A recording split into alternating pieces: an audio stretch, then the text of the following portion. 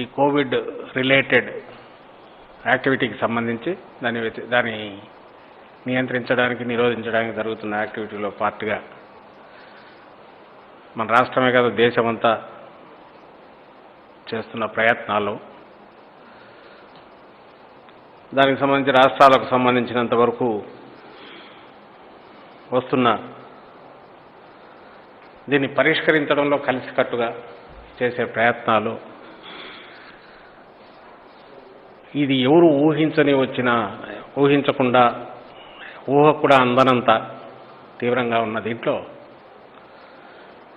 సహజంగానే ఎక్కడికెక్కడ వస్తున్న విభేదాలు అనేది మనస్పర్ధలు తీసుకుంటున్న నిర్ణయాల వల్ల ఎక్కడన్నా ఒక హర్ట్ కావడం ఇంకోటి కావడం ఎవరి ఏరియా గురించి వాళ్ళు ఆలోచించడంలో వస్తున్నవి రెండు విషయాల్లో బాగా ప్రస్ఫుటంగా ప్రతిఫలిస్తున్నాయి. ఒకటి వచ్చి ఆక్సిజన్ సప్లై, రెండవది మనం ఫేస్ చేస్తున్నది టిపికల్ అంబులెన్స్లు రాకుండా తెలంగాణ ప్రభుత్వం అక్కడ ఆపడం. అది మొన్న హైకోర్టు గట్టిగా చెప్పిన తెలంగాణ హైకోర్టు దాని తర్వాత టెక్నికలీ వాళ్ళు కరెక్ట్గానే ఏదో ప్రొసీజర్ అని పెట్టినా అది ఫాలో కావడానికి ఆ ప్రొసీజర్ ప్రకారం పోవడానికి ఉన్న ఇబ్బందులు ఎదుర్కొనే ఇబ్బందుల వల్ల అది ఒక హ్యూమన్ ప్రాబ్లంగా మారడం. ఈరోజు మళ్ళీ బార్డర్ల దగ్గర అదే ఇష్యూ రావడం అనేది అందరూ గమనిస్తూనే ఉంటారు. ఈ రెండిట్లో బాగా కనిపిస్తుంది. ఏరియా టు ఏరియా ఎక్కడికక్కడ మా ఆక్సిజన్ మాకు కావాలి అవతలకి ఇవ్వలేమను అక్కడ మనుషులు అక్కడ ప్రాబ్లం ఉంది ఇక్కడ ప్రాబ్లం ఉన్నప్పుడు మా వాళ్ళని మేము చూసుకోవాలి కదా అని పట్టుదలలో పెరగడం ఇవి సహజంగా చూస్తున్నాము. దీని మీద ఆవేశాలు పెరగడం కూడా చూస్తూనే ఉన్నాము. And this is the time కూల్గా సంయమనంతో మధ్యలో న్యాయస్థానం సుప్రీంకోర్టు లాంటి అత్యున్నతమైన న్యాయస్థానం ఏదైతే ఉందో వాళ్ళ జోక్యంతో కూడా దీన్ని రిజాల్వ్ చేసుకునే ప్రయత్నాలు జరుగుతున్నాయి. మీ అందరికీ తెలిసిందే. సుప్రీంకోర్టు ఇప్పటికే స్టేట్స్ అన్నింటినీ పార్టీగా చేసి హైకోర్టు కేంద్రాన్ని కూడా పార్టీగా చేసి ఒక ఒక ఒక ఒక nation as a unit entire country ఏమేం చేయొచ్చు ఎట్లా దీన్ని ఈ నేషనల్ డిజాస్టర్ను ఫేస్ చేయడంలో ఎలాంటి గైడ్ లైన్స్ ఉండాలని ఏదో వర్కౌట్ చేస్తున్నారు. మనకు వచ్చిన ఇమ్మీడియట్ ప్రాబ్లం అయితే ఆంధ్రప్రదేశ్ ఇక్కడి నుంచి సహజంగానే ఇన్ఫ్రాస్ట్రక్చర్ మెడికల్ ఇన్ఫ్రాస్ట్రక్చర్ ఎక్కువగా ఉన్న హైదరాబాద్కో బెంగళూరుకో చెన్నైకో ఆ చుట్టుపక్కల దగ్గరలో ఉండేవాళ్ళు పోవడం అనే ప్రయత్నం చేస్తారు. దాని రీజన్స్ కూడా అందరికీ తెలిసినవే. అడ్డగోలుగా విభజించి పడేసి ఇన్ఫ్రాస్ట్రక్చర్ సరిగా లేని భాగాన్ని మనకు వదిలేయడం వల్ల అలాగే 5 ఏళ్ల పాటు తొలి ప్రభుత్వం ఏదైతే పాలించిందో మాకంటే ముందు గత ప్రభుత్వం తెలుగుదేశం పార్టీ ప్రభుత్వం వాళ్ళు ఇన్ఫ్రాస్ట్రక్చర్ డెవలప్మెంట్ మీద స్టేట్ వైడ్ అంతగా దృష్టి పెట్టినందువల్ల ఒకవేళ ఉన్నప్పటికీ ఇప్పుడు వస్తున్న కెలామిటీ ఇది ఊహలకందని లేనందువల్ల ఈ ఇన్ఫ్రాస్ట్రక్చర్ సరిపోకపోవడంతో సహజంగానే ఎక్కడ పెద్ద హాస్పిటల్ ఉంటే అక్కడికి పోవాలనే ప్రయత్నం జరుగుతుంది. దీన్ని మానవ సంబంధమైన ఇష్యూ మానవత్వంతో చూడాల్సిన ఇష్యూ ఇది. సహజంగానే అందరూ అలాగే రియాక్ట్ అవుతున్నారు. అందుకే మనకు వేరే స్టేట్స్తో రావట్లా. అటు చెన్నైకి రెగ్యులర్ వెళ్తూనే ఉన్నారు, అలాగే అటు బెంగళూరు వైపు వెళ్తున్నారు మన వాళ్ళు.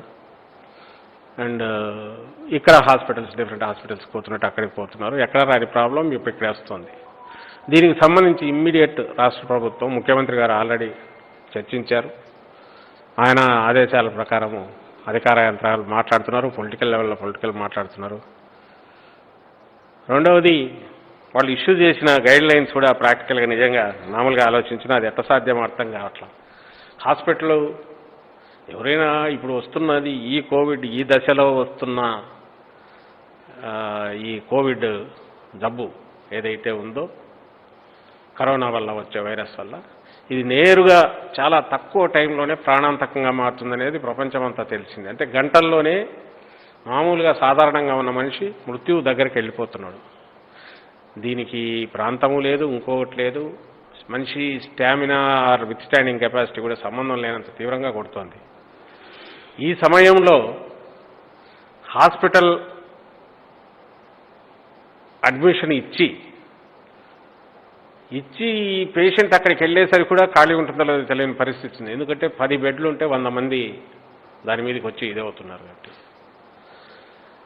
ఆ సమయంలో హాస్పిటల్ అడ్మిషన్ ఇచ్చి దాన్ని గవర్నమెంట్ కంట్రోల్ రూమ్కి పంపించి వాళ్ళు అక్కడ అప్రూవ్ చేసి వాళ్ళు ఇచ్చిన పాసు ఈ అడ్మిషన్ పాస్ తీసుకొని పేషెంట్ బార్డర్ దాటి రావాలంటే అది ప్రాక్టికలీ సాధ్యమా అనేది ఆలోచించాలి ఎవరైనా సరే.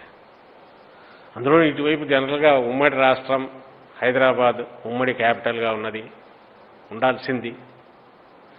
సరే ఆ ఇప్పటికీ మామూలుగా అయితే మన క్యాపిటల్గా కూడా ఉండాల్సింది 10 ఏళ్ల పాటు, అంటే 24 వరకు. కానీ హడావుడిగా ఆయన చంద్రబాబు నాయుడు గారు ముఠాముళ్ళ సర్దుకొని ఇక్కడికి వచ్చేసి నేను క్యాపిటల్గా డిక్లేర్ చేసుకోవడంతో లాస్ట్ ఆ ఆపర్చునిటీ పోయినప్పటికీ ఇప్పటికీ ఎవరికైనా ఎక్కడ కుటుంబంలో ఒకరు ఉన్నారంటే హైదరాబాద్లోనే ఉంటారు కాబట్టి ఏదైనా పెద్ద జబ్బు వస్తే ఇమ్మీడియట్ హైదరాబాద్ వైపు అయిపోతాం. ఇన్ఫ్రాస్ట్రక్చర్ కూడా అక్కడే ఉంది కాబట్టి అటే వెళ్ళే అవకాశం ఉంటుంది ఎవరికైనా, ఎక్సెప్ట్ అటు అనంతపురం ఆ పక్క చిత్తూరు నెల్లూరు ఈ పక్క చెన్నైకు అటు బెంగళూరుకు పోవడం తప్పితే. అలాంటి సమయంలో ఇది తీసుకోవడం అనేది ఇంకా ఇక్కడ ఉన్నాయి హాస్పిటళ్ళు వచ్చేసి రావచ్చు ఎవరైనా చేయొచ్చు అఫ్టర్ ఇది కూడా మందే అనుకునే బదులు దాన్ని ఆపడం అనేది కొంచెం దురదృష్టకరం. కానీ ఎందుకంటే ఈ పరిస్థితి ఇక్కడే కాదు తెలంగాణలో అయినా వస్తుంది. ఓ జిల్లా నుంచి అక్కడికి హైదరాబాద్ వచ్చిన వాళ్ళకు ఎక్కడైనా వేరే జిల్లా నుంచి అక్కడి నుంచి అడ్మిషన్ తీసుకొని రావాలని అంటే రాకపోవచ్చు. నేరుగా ఎవరో తెలిసి పలానా చోట ఖాళీ ఉందంటే అక్కడికి రావచ్చు, అక్కడ దొరకకపోతే ఇంకో హాస్పిటల్ పోవచ్చు. ప్రాణం మీదకి వచ్చిందన్నప్పుడు ఎక్కడైనా సరే ప్రెషర్ ఉంటుంది. ఆ ప్రెషర్ వచ్చినప్పుడు ఇమ్మీడియట్ ఎక్కడో చోట బెడ్ కోసము ఆక్సిజన్ బెడ్ కోసము ట్రై చేయడం అనేది అన్ని చోట్ల జరుగుతున్నది. అది with in the district to district, hospital to hospital కూడా వేరే అవుతుంది. రెండవది అక్కడ హాస్పిటల్ కానీ ఎవరైనా అడ్మిషన్ ఇచ్చి పంపించి చేసే అంత అవసరం లేకుండానే వాళ్ళ దగ్గర 10 బెడ్లు ఉంటే 100 మంది వెయిట్ చేస్తుంటే ఇక్కడ నుంచి ఎవరో పేషెంట్ అడిగితే హాస్పిటల్ నేను చేర్చుకుంటా రానాయన 5 గంటల తర్వాత అయితే నీకు బెడ్ పెడతానని అనగలిగే పరిస్థితి ఉందా? ఒకవేళ 5 గంటల తర్వాత నీకు బెడ్ ఇస్తానని ఒకవేళ పోయినా అక్కడికి పోయేసరికి ఇంకో పేషెంట్ ఎవరైనా దగ్గర వాడు వచ్చి చేరితే కాదనలేని పరిస్థితిలో ఆసుపత్రి ఉంటుందా?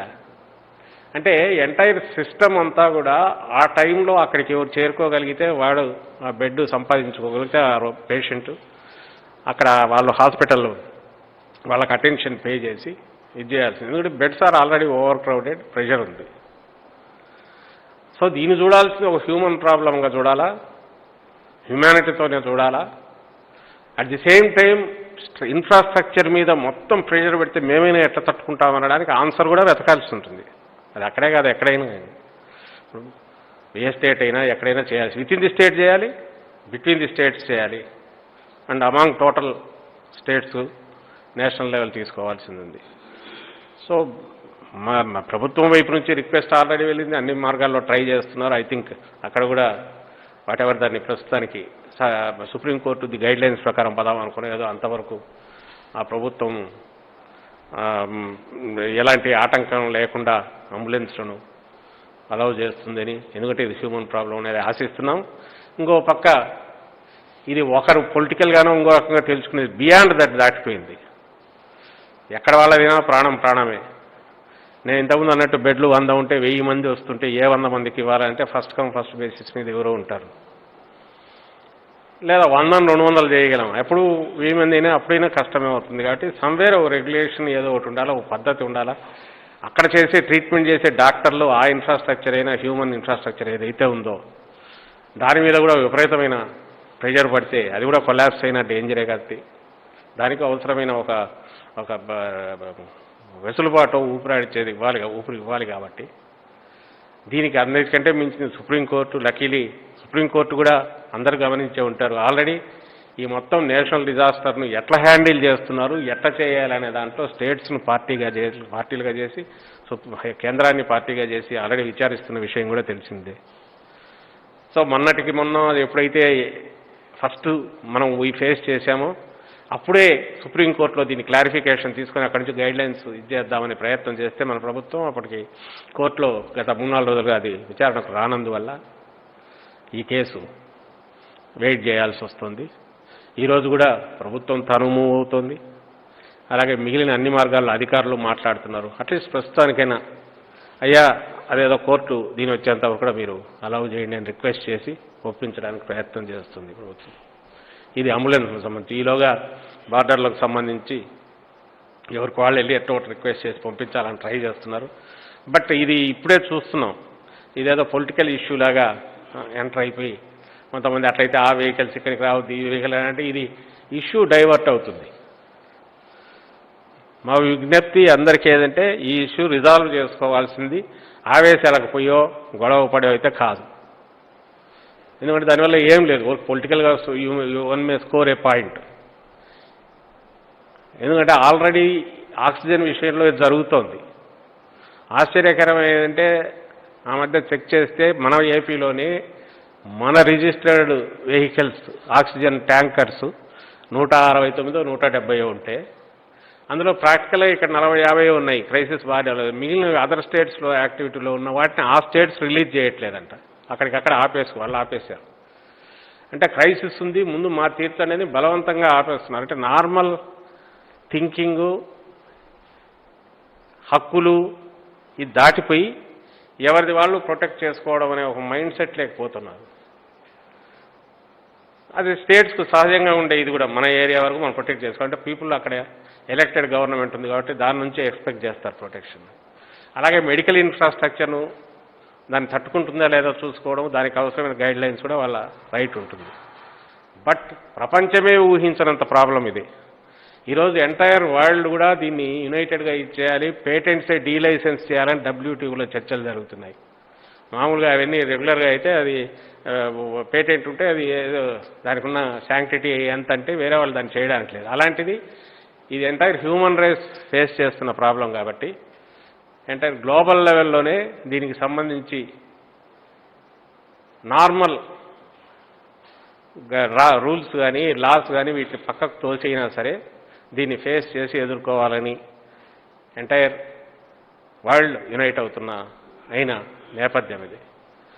అలాగే కంట్రీ కూడా ఎంటైర్ కంట్రీ యునైట్ కావాల్సింది.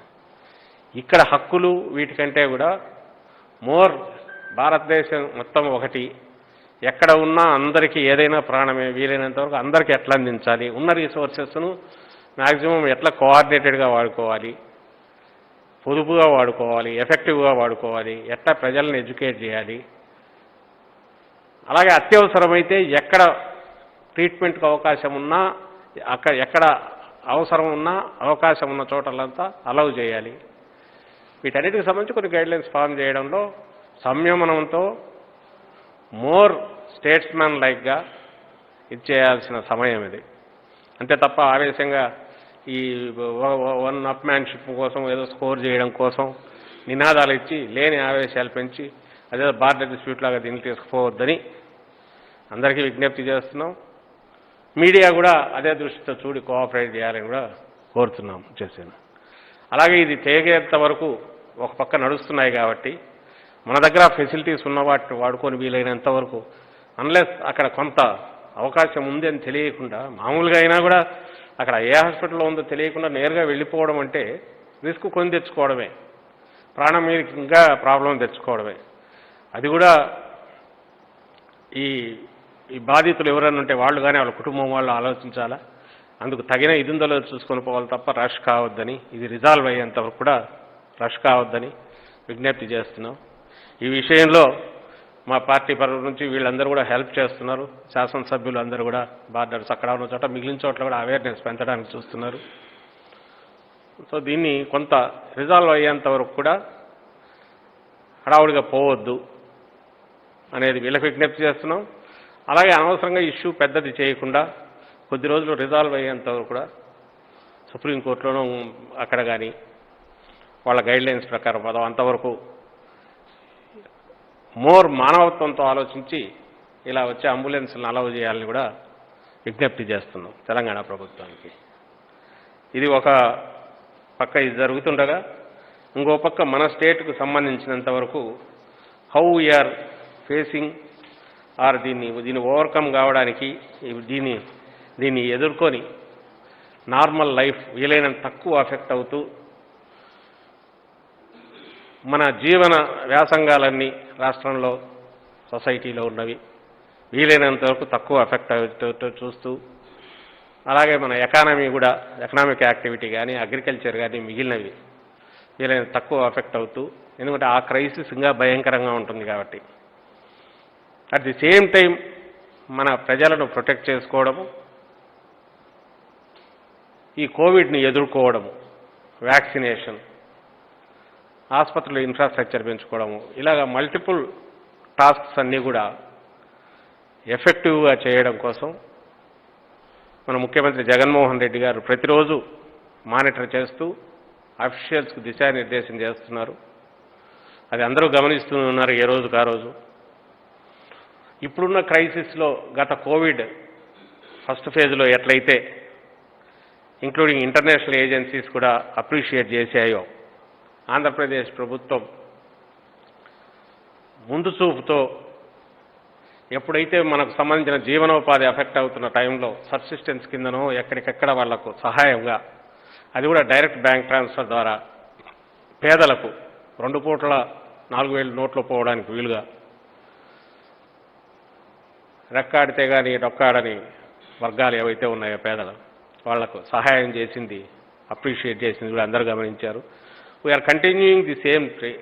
ఇప్పుడు కూడా అదేగా జరుగుతుంది, ఆ ట్రెండ్ నడుస్తుంది. మీరు గమనిస్తే నిన్నటి కూడా రైతులకు అత్యవసరమైన ఖరీఫ్ మొదలవుతున్న సమయంలో ఒక్కొక్కరి ఖాతాలో 7,500 రూపాయల చొప్పున 52 లక్షల మంది పైగా రైతుల ఖాతాల్లో జగన్మోహన్ రెడ్డి గారు జస్ట్ ఒక బటన్ నొక్కి నేరుగా అకౌంట్స్లో పడిన విషయం మీరు అందరూ గమనించే ఉంటారు. ఈ సమయంలో 70% పైగా 2 ఎకరాలు 2.5 ఎకరాకు మించని రైతులే ఉన్న నేపథ్యంలో మన వ్యవసాయ రంగంలో ఈ అమౌంట్ ఎంత ఊరటనిస్తుంది అనేది కూడా అందరూ గమనించాలి.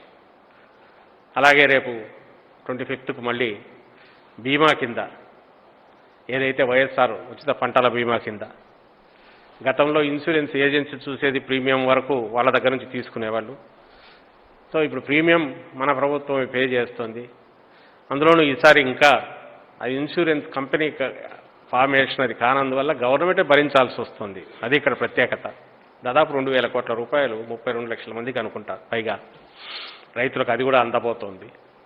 2,000 కోట్ల చిలుకు ఎంత వస్తుందో ఎగ్జాక్ట్ లెక్క తెలియదు. కానీ అంటే నేను ఎందుకు చెప్తున్నానంటే, గతంలో ఎప్పుడు కూడా ఇన్సూరెన్స్ అమౌంట్, ఇన్సూరెన్స్ వచ్చేది పంట నష్టపోయిన 2 ఏళ్లకో 3 ఏళ్లకో ఎప్పుడు వస్తుందో తెలియదు, ఎప్పుడు డిస్ప్యూట్లతో నడుస్తూ ఆఖరకు అది వచ్చే సమయానికి దాని మీద వడ్డీలే చాలా ఎక్కువ అయిపోయి దానివల్ల ప్రాణాలు తీసుకునేంత దీనికి పోవాల్సిన డెస్పరేషన్ లేకపోతున్న రైతాంగం పోతున్న నేపథ్యంలో మనం వచ్చిన తర్వాత జగన్మోహన్ రెడ్డి గారు వచ్చాక ఏ సమయంలో ఎప్పుడు ఏది అందాలనో ఎంత క్రైసిస్ అయినా సరే సో దట్ వాళ్ళ ప్లాన్ వాళ్ళు చేసుకోవడానికి వీలవుతుంది అనే ఉద్దేశంతో ఇంత సంక్షోభంలో అయినా కూడా అది అటు ఇటు డీవియేట్ కాకుండా అన్ని శాయశక్తుల ప్రయత్నం చేసి ఆ రైతులను ఆదుకోవడానికి అమౌంట్స్ పే చేస్తున్నారు.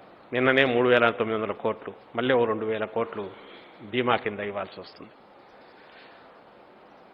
అలాగే మీరు అంతకుముందు చూసిన అంటే ప్రతిదీ కూడా ఒక కుటుంబం తనకు తాను ప్లాన్ చేసుకొని ఈ బడ్జెట్ ప్లానింగ్ చేసో వచ్చే ఆదాయము ఖర్చులు చూసుకుంటే వచ్చే దాంట్లో మా జగనన్న ఇది ఇస్తాడు ఈ రోజు కంటే అది ఖచ్చితంగా ఆ రోజుకు వస్తుంది. కాబట్టి నెక్స్ట్ పిల్లల చదువులు కానీ ఆరోగ్యం గురించి కానీ ప్లాన్ చేసుకోగలిగిన వెసులుబాటు పేదల కుటుంబాలకు పూర్తిగా ఇవ్వడంతో ఆ భరోసా ఉంది.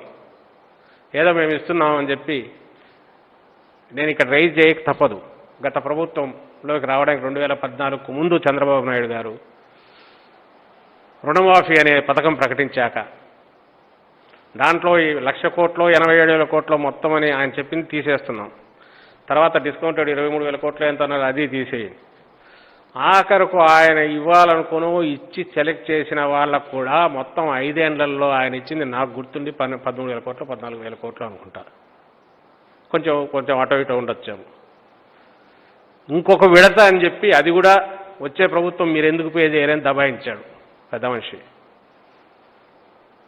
నిజంగా అడుగుతున్నాం, ఆయన సిన్సియర్గా చేసి ఉంటే రైతులు ఆయన మాట నమ్మి రుణాలు రీపే చేయకుండా వాళ్ళు మునిగింది అంతకంటే ఎక్కువ, అది వేరే విషయం, దాంట్లో జోలు కూడా పోను. ఆయన నిజంగా చిత్తశుద్ధి ఉండింటే తాను ప్రామిస్ చేసింది ఎంతో, ఇదిగో ఈ 10 రూపాయలు ఇస్తున్నా అంటే 10 రూపాయలు రాగానే ఇచ్చి ఉంటే రైతులకు ఎంత రిలీఫ్ ఉండేది. ఆయన మాట మీద నిలబడినట్టు ప్రూవ్ చేసుకోగలిగేవాడు. ఎందుకు నిలబడలా? లేదు కాబట్టి, ఆ తపన లేదు, చిత్తశుద్ధి లేదు, నిజాయితీ లేదు. ఈరోజు జగన్మోహన్ రెడ్డి గారు, ఆయనతో పోల్చి ఒక్కసారి చూపుతాను నేను, ఇంత సందర్భం వచ్చింది కాబట్టి. ఈయన అన్నది 4 దఫాలు 50,000 మేనిఫెస్టోలో చెప్పింది, ముందు చెప్పింది. అలాంటిది వచ్చిన సంవత్సరమే ఇచ్చారు, 5 ఏళ్లకు చేశారు. చేయడం ద్వారా 12,500ను 13,500 చేశారు. దానివల్ల 67,500 అయింది. అంటే 17,500 ఒక్కో రైతుకు చెప్పిన దానికంటే ఎక్కువ ఇవ్వడానికి ప్రిపేర్ అయ్యారు. చెప్పిన దానికంటే ముందు మొదలు పెట్టారు. ఇది ఒకటైతే, వచ్చిన 6 నెలల తర్వాత సంక్షోభం మొదలై 6-7 నెలల తర్వాత గత ఏడాదిగా కోవిడ్ అనేది ఎంటైర్ రాష్ట్రాన్ని అతలాకుతలం చేస్తున్నా, ఇచ్చిన మాట నుంచి ఏమాత్రం డీవియేట్ చేయకుండా, పైగా ఈ ఇచ్చే సాయం ఇప్పుడే ఎక్కువ అవసరమని గుర్తించి తూచా తప్పకుండా మళ్ళీ అకౌంట్లో జమ చేయడం, ఇది అరుదైన విషయము, అందరూ గుర్తించాల్సిన విషయము. ఈ ఆపద సమయంలో ఇది ఎంత ఊరటనిస్తుంది అనేది కూడా అందరూ గుర్తించాల్సిందిగా మేము కోరుతున్నాం. రోజు జరిగే రాజకీయ హడావుడిలో, ఈ నినాదాల హోరులో, ఆరోపణలు ప్రత్యారోపణల్లో ఇవి మిస్ అవుతాయి, కానీ మిస్ కాకూడదు. దయచేసి అందరూ ఇది గమనించాల్సిన విషయం. అమ్మఒడి తీసుకోండి, చేయూత తీసుకోండి, ఆసరా తీసుకోండి, ఆరోగ్యశ్రీ తీసుకోండి. ఈరోజు ఆరోగ్యశ్రీ కింద కూడా మీరు గమనిస్తే మొత్తం నాకు తెలిసి ఇప్పటికి 3,500 కోట్ల దాకా, అందులో 470 కోట్లు గత ప్రభుత్వం రాగానే దాని బకాయిలు తీర్చి ఆరోగ్యశ్రీ కింద 40,000 నెలకు, అంటే 5 లక్షల రూపాయల సంవత్సరం ఆదాయం పెంచి లిమిట్ 90% పాపులేషన్ దీని కిందకి తీసుకొచ్చేసి, జబ్బులను 2,000కు పైగా తీసుకొచ్చి, పైగా పోస్ట్ సర్జరీ కానీ వాటికి కోలుకునే సమయంలో వర్క్ చేయలేరు కాబట్టి దానికి ఇస్తూ, పైగా డయాలసిస్ లాంటి దీర్ఘకాలిక వాటికి 5,000, 10,000 వాటికి డిపెండింగ్ దాన్ని బట్టి పెన్షన్ ఇస్తూ, అంటే ఎంటైర్ కుటుంబమే కాదు, అక్కడ ఏదైనా జబ్బు వస్తే ఎట్లా అని భయపడకుండా నేనున్నానని చెప్పి ధీమా కల్పించడంలో భాగంగా నాకు తెలిసి ఇప్పుడు ఆరోగ్యశ్రీ కింద డైరెక్ట్ లెక్క అయితే 3,500 కోట్లు ఇప్పటికీ ఖర్చు పెట్టింది. 3,100, 200 కోట్లు పే చేశారు. అందులో 470 కోట్లు పాతది, ఇంకో 300 కోట్లు 400 కోట్లు అప్రూవల్స్ అయిపోయి రిలీజ్కు రెడీగా ఉన్నది. ఇది కాక ఇందులో కోవిడ్ మీద దేశంలోనే తొలిసారిగా కోవిడ్కు ఉచితంగా చికిత్స, అంటే కనీసం జబ్బు సీరియస్నెస్ ఉంటే నేను వెళ్ళి హాస్పిటల్ పోతే ముందు మా జగనన్న ఉన్నాడు, మా ప్రభుత్వం ఉంది, అది పే చేసుకుంటుంది అనే ధీమా, ధైర్యం అది ఇచ్చిన ముఖ్యమంత్రి ఈయన. దానికి 370 కోట్లు ఇప్పటికి పే చేసేటట్టున్నాం కోవిడ్ కింద ఫ్రీగా ఆరోగ్యశ్రీ కోసం. ఇది కాక కోవిడ్ మీద పెట్టిన ఖర్చు తీసుకుంటే 5,000 కోట్ల పైన ఇప్పటికి ఖర్చు పెట్టాము. దీని మీదనే వీఆర్ నాట్ టాకింగ్ అబౌట్ నాడు నేడు ఇన్ఫ్రాస్ట్రక్చర్, దాని మీద కాదు, just health, public health. And ఇప్పుడు వచ్చిన క్రైసిస్, హెల్త్ క్రైసిస్ ఇదైతే జబ్బులకు సంబంధించి కోవిడ్ క్రైసిస్ ఏదో దీన్ని ఎదుర్కోవడానికి, దీనికి సంబంధించి ట్రీట్మెంట్కి సంబంధించి పెట్టుతున్నవి ఆరోగ్యశ్రీ ఖర్చు పెడితే. వ్యాక్సిన్ మొత్తం ఫ్రీ, ఇది తను తీసుకున్న ఇనిషియేటివ్. అంటే ఒక దూరదృష్టితో, ఒక దార్శనికుడుగా నిజమైన ప్రభుత్వం, సంక్షేమ ప్రభుత్వం, ప్రజాప్రభుత్వం ఎలా వ్యవహరించాలనేది ఓ రోల్ మోడల్ కింద గత 20 నెలల్లో జగన్మోహన్ రెడ్డి గారు చేస్తున్న దాంట్లో భాగంగా కోవిడ్ని ఎదుర్కోవడం, నియంత్రించడం, ఈ రెండిట్లో కూడా మన శక్తి మేరకు మనకున్న పరిధిలో స్టేట్ ఏం చేస్తుందని చెప్పడానికి నేను చెప్తున్నా.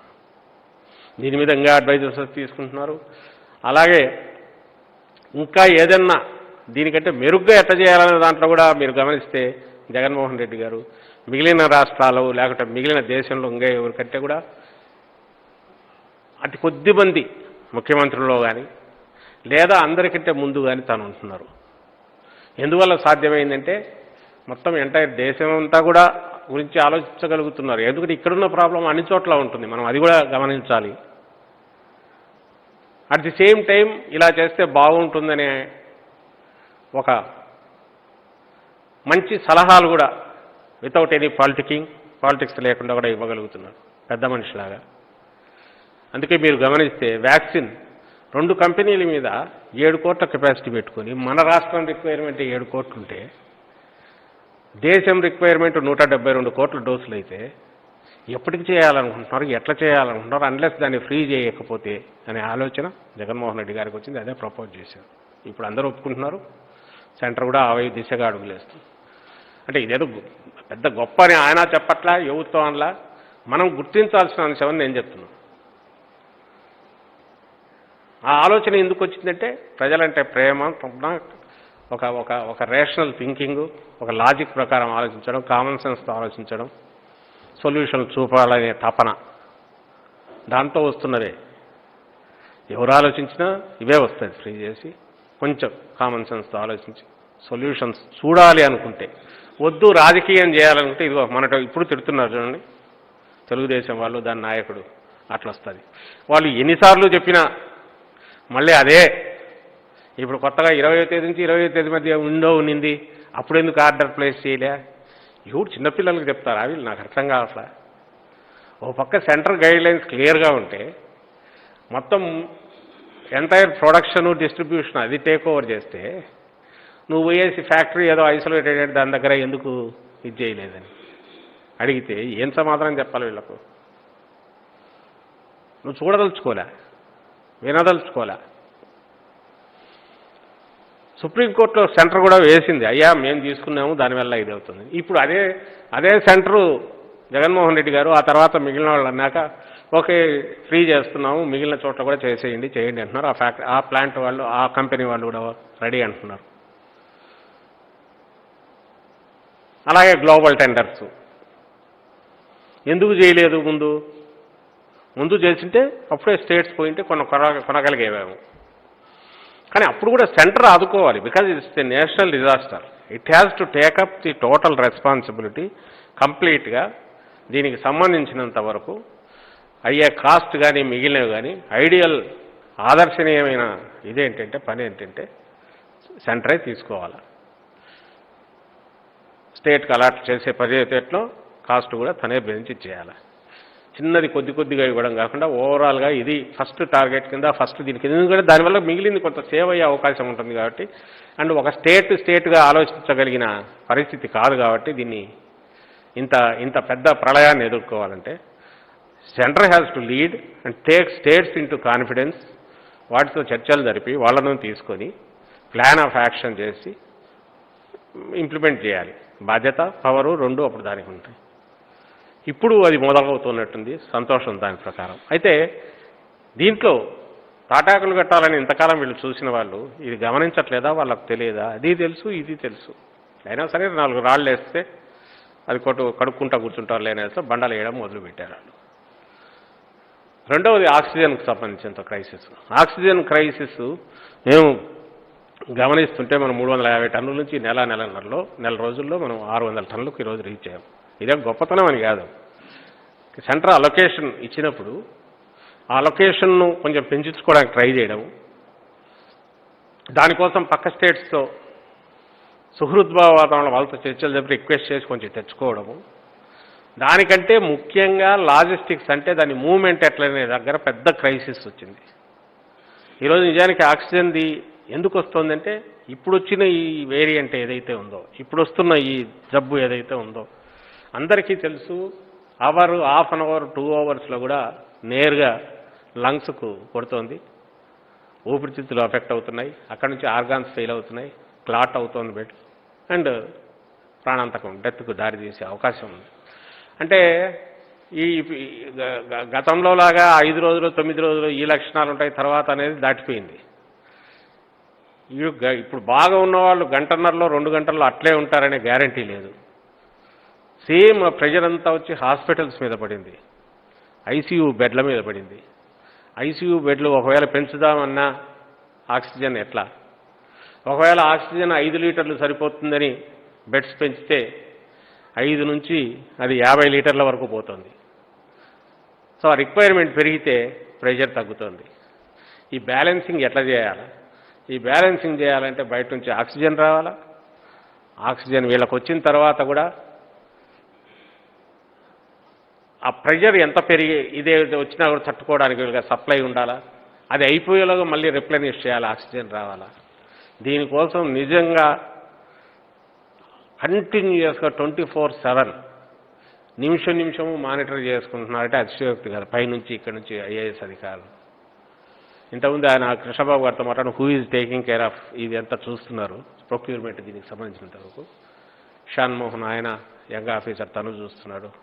వాళ్ళతో డిస్కస్ చేస్తే ఇప్పుడు ఎంతవరకు పోతుందంటే నిజంగా ఈ క్రైసిస్ కేరళ నుంచి తమిళనాడుకు తగ్గితే తమిళనాడు మనకు ఆపుతుంటే మనం ఇక్కడ ఆగితే వాళ్ళు దాన్ని చూపిస్తున్నారు. ఇది లైక్ ఈ 2 ఇళ్ల మధ్యనో ఒక ఊర్లో 2 వీధుల మధ్యన వచ్చిన పంచాయతీలాగా కూడా అంత ఆ లెవెల్కి పోతుంది. దానికి ఎందుకు ఇదంటే సెంటర్ అలొకేట్ చేసింది, అనుకున్నంత రాలేదు కదా, మా అవసరం ఎట్లా? అది హ్యూమన్ ప్రాబ్లమే.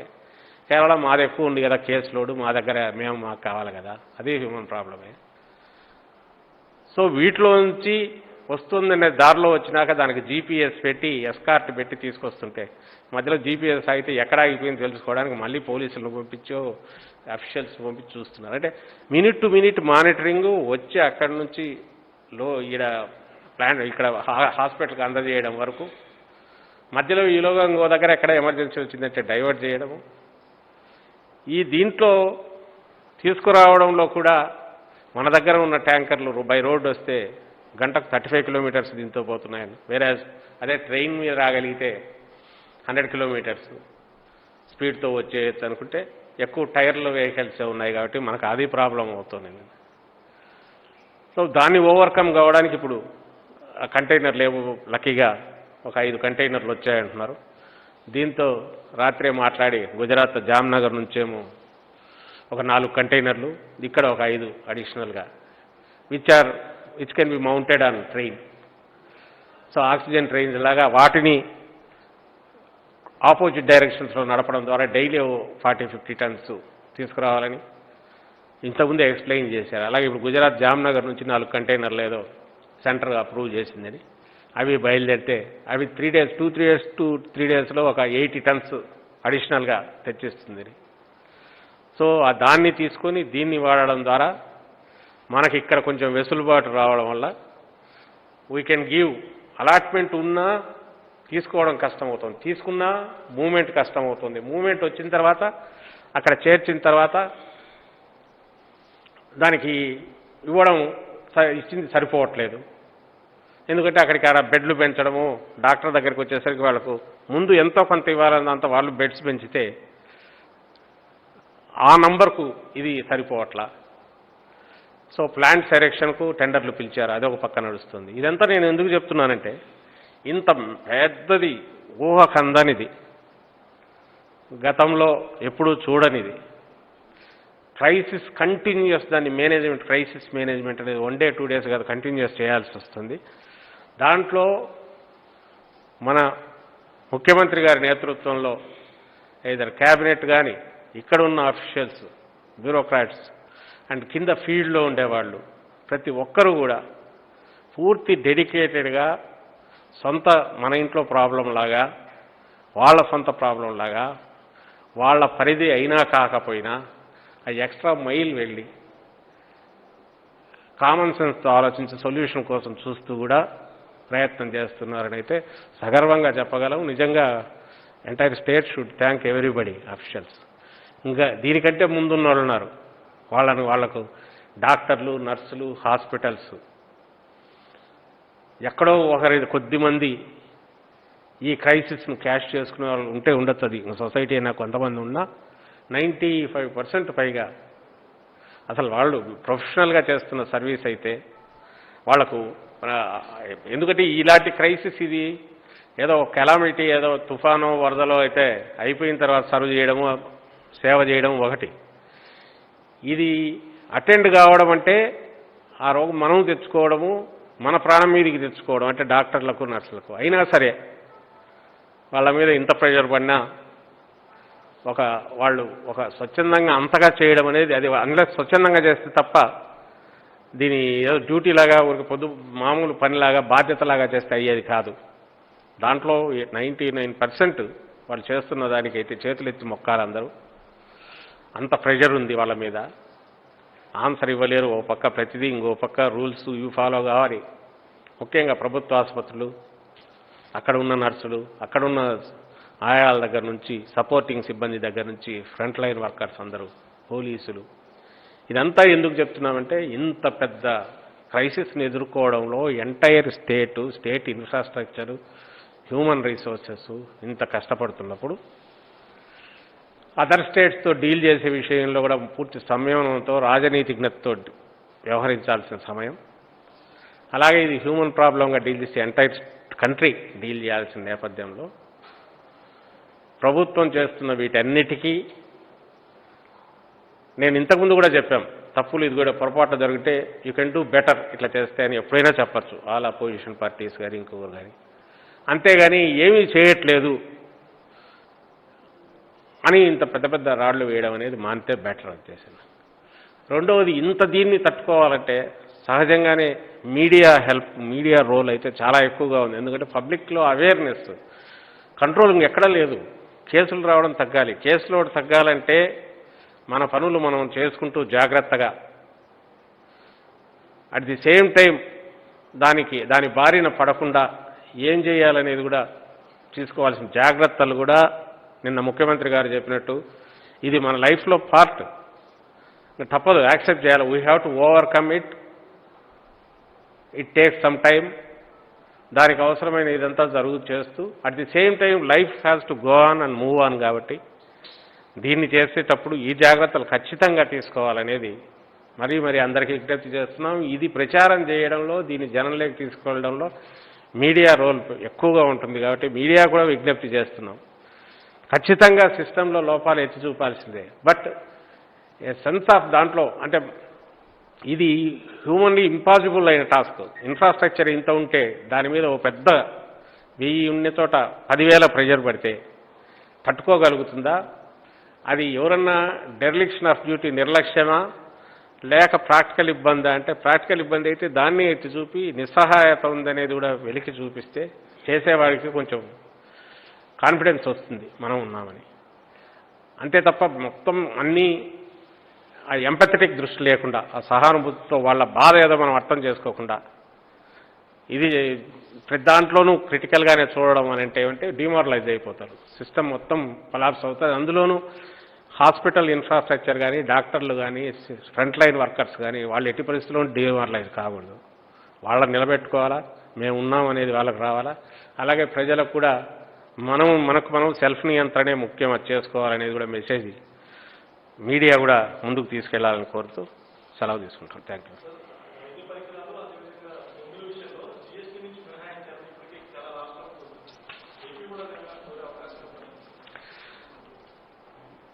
క్వశ్చన్ వచ్చేసి, ఇప్పుడు ఈ క్రైసిస్ ఎదుర్కోవడానికి మీరు జీఎస్టీ మినహాయించినా మినహాయించకపోయినా గవర్నమెంటే మొత్తంగా భరిస్తున్నప్పుడు whatever that cost is coming to, దాంట్లో జీఎస్టీ రూపంలోనూ ఇంకోటి అయింది, ఎక్కువ తక్కువ అనేది ప్రజల మీద అయితే డైరెక్ట్ పడదు. చేశాను దాన్ని ఏ రకంగానూ ఇదవుతుందో నాకైతే అర్థం కావట్లేదు.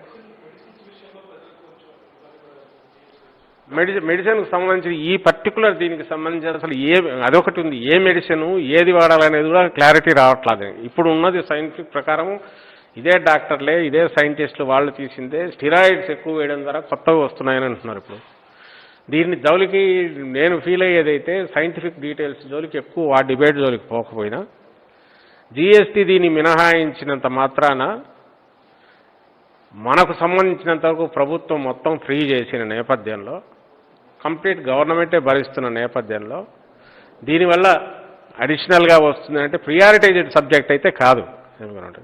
అదే కోవిడ్ను కంట్రోల్ చేయగలిగిన ఇది కాదు. ఇప్పుడు పెట్టిన దృష్టి అంతా ఆంధ్రప్రదేశ్ ప్రభుత్వం, జగన్మోహన్ రెడ్డి గారు, ముఖ్యమంత్రి గారు పెట్టిన దృష్టి అంతా కూడా ఈ కోవిడ్ దీన్ని ఎదుర్కోవడం ఎట్లనే దాని మీదనే ఉంది. దాంట్లో ఈ రోజుకి వచ్చింది అయితే ఇన్ఫ్రాస్ట్రక్చర్ మీరు గమనిస్తే 3-4 వస్తున్నాయి. ఆక్సిజన్, ఆ మినిమం ఆ మెడిసిన్స్, రెమ్డెసివిర్, ఇంకా 1-2 ఏదైతే దీనికోసం చెప్పారో అవి, అండ్ వ్యాక్సినేషన్, కోర్ ఏరియాస్ ఇవి అడిషనల్ ఫ్రిల్స్ ఏమున్నాయో జరిగితే బాగుంటుంది. కొనగలిగిన వాళ్ళకు ఆ మేరకు రిలీఫ్ వస్తుంది, మంచిది. బట్ కోర్ అడ్రస్ చేయాల్సిన ఇష్యూ అయితే ఇదే అని అయితే ఫీల్ అవుతున్నాం కోవిడ్ రిలేటెడ్ దాంట్లో.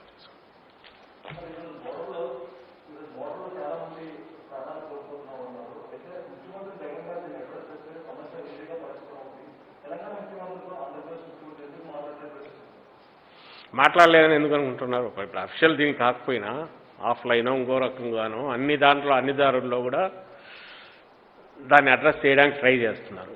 బట్ నేను ఇంతకుముందు అన్నట్టు ఇది ఫ్రిక్షన్తో, ఘర్షణాత్మక వైఖరితో తీసుకునేది కాదు. ఏ ప్రభుత్వం మనం ఎందుకు ఇక్కడ కాదు, ఒక హాస్పిటల్, ఒక జిల్లాలో ఉన్న హాస్పిటల్ ఇంకెక్కడి నుంచి అన్నా వచ్చేస్తే ఇక్కడే పేషెంట్ ఉన్నారని క్వశ్చన్ వస్తుంది. హాస్పిటల్కి కానీ అక్కడున్న అడ్మినిస్ట్రేషన్కి కానీ కొన్ని డెసిషన్స్ తీసుకోకూడదు అనడానికి లేదు. ఓన్లీ థింగ్ ఈజ్ ఇది హ్యూమన్ ప్రాబ్లము, కొంచెం మానవత్వంతో చూడండి మాత్రమే అడగగలం.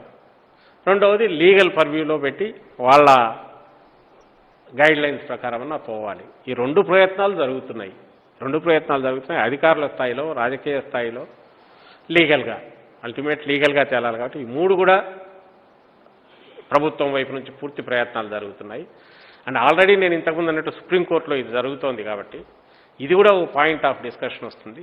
ఈలోగా పేషెంట్లను వీలైనంత రిక్వెస్ట్ చేసి పంపించే ఏర్పాటు చేస్తున్నాం. అలాగే అక్కడ ఇప్పుడు దగ్గరలో ఉంటే ఎదురుగా వెనక్కు తెచ్చైన హాస్పిటల్లో చేర్చి ఎట్లా ముందు వాళ్ళను బతికించుకునే ప్రయత్నం అది జరుగుతుంది అని అప్లై చేస్తాను.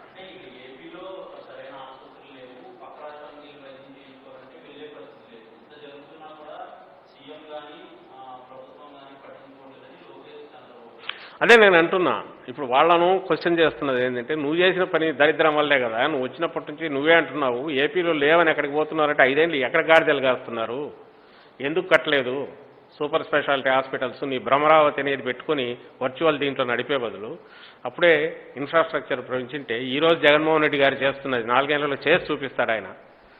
ఆ పని ముందే చేసి ఉంటే ఇన్ఫ్రాస్ట్రక్చర్ ఇక్కడ ఉండేది కదా. అయినా మేము దాన్ని బ్లేమ్ చేయట్లా, అది జరిగింది, అది పొలిటికల్గా తెలుసుకుంటాం. నువ్వు క్వశ్చన్ చేస్తుంటే నీకుండే హక్కు ఏందని అడుగుతున్నావు. వీళ్ళు ఎవరన్నా అమాయకంగా అడిగితే అర్థం ఉంటుంది. నువ్వు రూల్ చేసావు మనటకు సిగ్గు లేకుండా ఈరోజు ఎట్లా అడుగుతారు ఈ క్వశ్చన్? ఆ రోజు అసలు నువ్వు మెడికల్ దీన్ని పట్టించుకున్నావు? ఆ మెడికల్ ఫీల్డ్ను మొత్తం ఎక్కడెక్కడ వదిలేసి నువ్వు ఎంతసేపు వర్చువల్ ఇవి చూసుకుంటూ కూర్చున్నావు. నా అమరావతి అని దాంట్లో వాళ్ళను మోసం చేసావు. ఈరోజు ఆ పరిస్థితి ఇన్ఫ్రాస్ట్రక్చర్ ఉంది అక్కడ, ఇక్కడ లేదు అంటే దానికి కారణం నువ్వే కదా. నీకున్న రాజధానిని పోగొట్టుకున్నావు 10 ఏళ్ళు రైట్ ఉంటే. ఈరోజు ఉంటే వెళ్ళి అక్కడ చేరేవాళ్ళేగా, క్లెయిమ్ ఉండేదిగా. రెండింటికి నువ్వు ఆన్సర్ ఇవ్వాలా, నువ్వు సంజాయిషి ఇవ్వాలా. అలాంటిది నువ్వు ఈరోజు క్వశ్చన్ వేస్తున్నావు. ఫస్ట్ నీకైతే ఆ రైట్ లేదు.